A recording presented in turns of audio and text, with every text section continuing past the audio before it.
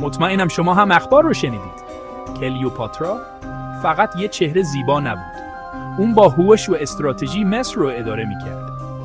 بیایید داستان واقعی اون رو کشف کنیم. کلیوپاترا که در سال تس قبل از میلاد به دنیا اومد، اصالتاً مصری نبود، اما به زبان اونها صحبت میکرد. قلب مردمش رو به دست آورد و رقباش رو شکست داد.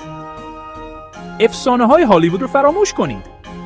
اون فقط به خاطر عشق با جولیوس سزار یا مارک آنتونی نبود. کلیوپاترا یک مذاکره کننده زیرک، یک زباندان ماهر و یک استاد اتحاد بود. افسانه ها میگن اون همه رو مجذوب خودش میکرد، اما تاریخ نشون میده سلاح واقعی اون ذهنش بود.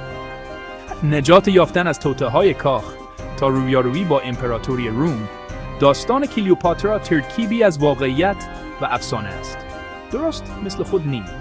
پس آیا اون ملک نهایی بود یا فقط اشتباه فهمیده شده بود؟